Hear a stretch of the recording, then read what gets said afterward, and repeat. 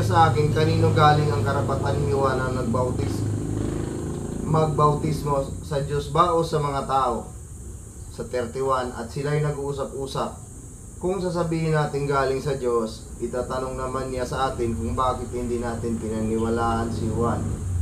Ngunit kung sasabihin naman natin galing sa tao, baka kung ano naman ang gawin sa atin ng mga tao. Nangamba sila sapagkat naniwala ang marami na si Juan ay isang tunay na propeta. Sa 33, kaya ganito ang kanilang isinagot. Hindi namin alam. Kung gayon, hindi ko rin sasabihin sa inyo kung ganito. Kanino galing ang karapatan kung gawin ang mga ito? Tugon ni Hesus sa kanila. Bago po ang lahat, ay tayong muna yung manalangin. Yes Lord, salamat po Panginoon sa mensahe mo sa araw na ito, God. Tulungan niyo po akong Panginoon na may paliwanag po ang mensahe mo sa maintindihan po ng bawat isa. Salamat po Panginoon, in Jesus' mighty name. Amen. So dito, sabi dito sa 25, kapag kayo tumayo upang manalangin, patawarin muna ninyo ang nagkasala sa inyo upang ang inyong mga kasalanan ay patawarin din ng iyong Ama na nasa langit. So, ibig sabihin, bago tayo manalangin ay pagkalinisin muna natin yung ating mga puso. At kung sino man yung may nagkakasala sa atin, ay patatawarin natin. Huwag nating patatawarin sa nguso lang, kundi pati sa puso natin ay patatawarin natin. Dahil kapag tayo nagsisinungaling sa kapwa natin, magsasabihin natin, pinatawad na kita, yung pala, maglabas yun ng gugulpihin mo siya. Diba? Mayroong mga ganun eh.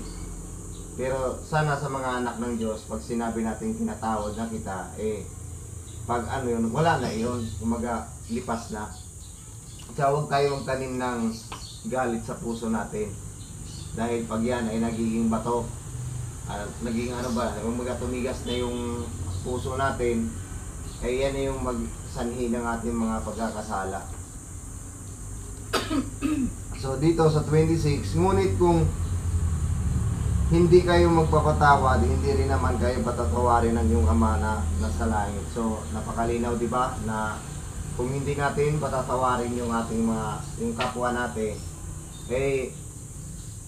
hindi rin tayo patatawarin ng ating Ama na nasa langit. Kumbaga, kung ano yung ginagawa natin sa kapwa natin, yun din yung ibabalik sa atin ng ating Panginoon.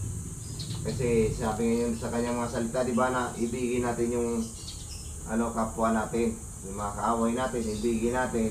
Yun yung napakahirap na gawin, yung mahalin natin yung ating mga kaaway. Kasi mayroong mga tao na hindi talaga masunod yun. Sana pag nakita mo yung nakakainis naman yan si ganito, ganyan. Diba? Tapos tayo ngay galit eh. Pero tayo, binigyan tayo ng Panginoon ng puso na marunong magpatawad. At ano man po yung nagawa ng kapwa natin, kung palipasin natin, pag sinabi natin na pinatawad na natin sila, wala na yun, humaga no hard feelings na. Pero yung iba kasi, pag sinabi na, pinatawad na kita, pero sa nguso lang yon, hindi sa puso. Pagdating ng araw na si ganito, ganyan. May susumbat ka pa sa kapwa mo pag kailangan pag sinabi mong pinatawad na kita, wala na yon, kumbaga limot mo na. Yun yung tinuturo sa atin ng ating Panginoon na matuto tayo magpatawad sa kapwa natin. Tao lang din naman tayo, ang lahat. Sabi nga doon sa Bible, di ba, na ang lahat ay nagkasala at walang nakarating sa kaluwalhatian ng Diyos dahil ang lahat tayo ay nagkasala. So dito na tayo sa 27. Muli silang pumasok sa Jerusalem. Habang si Jesus ay naglalakad sa patio ng templo, nilapitan siya ng mga punong pari. So naglalakad pa lang yung ating Panginoon, sinalubong na siya ng mga punong pari, di ba? Alam naman natin yung mga punong pari na sila yung nag-aaral ng salita ng Diyos noong araw. Dito nilapitan siya ng mga punong pari ng tagapagturo ng kautusan at ng mga pinuno ng bayan. Sa 28, siya ay tinanong nila, ano ang karapatan mong gumawa ng mga bagay na ito? Sino ang nagbigay sa inyo ng ganyang karapatan?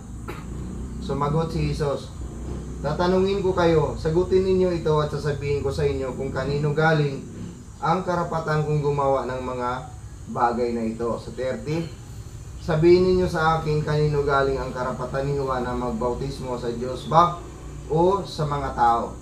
Sa 31, at sila ay nag-usap-usap kung sasabihin natin galing sa Diyos. Itinanong naman niya sa atin kung bakit hindi natin pinaniwalaan si Juan. Sa 32, ngunit kung sasabihin naman natin galing sa tao, baka kung ano naman ang gawin sa atin ng mga tao.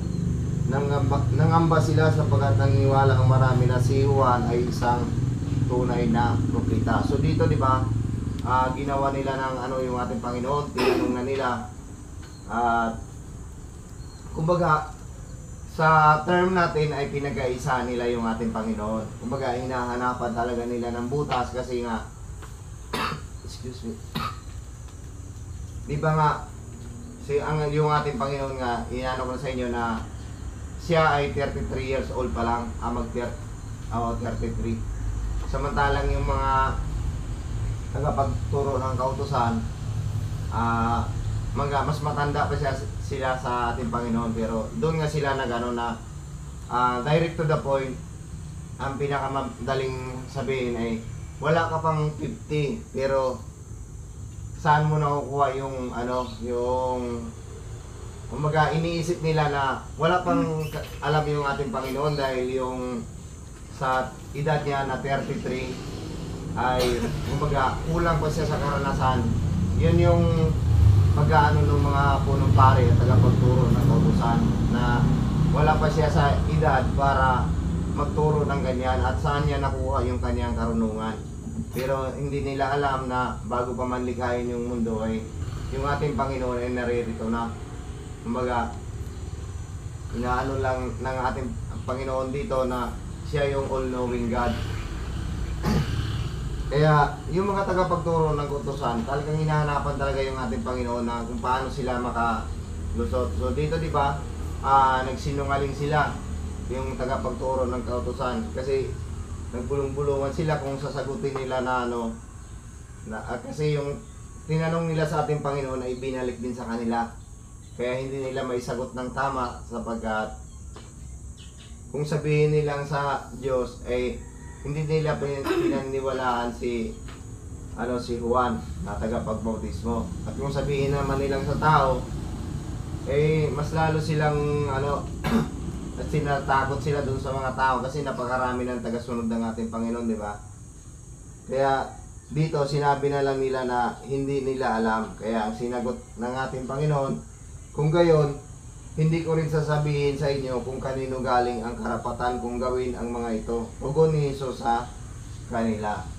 So dito, yung mga tagapagturo ng kautusan parang na-insulto sila nung mga time na iyon. Kasi nagsisinungaling din sila. At alam naman ng ating Panginoon niyo na sila ay nagsisinungaling.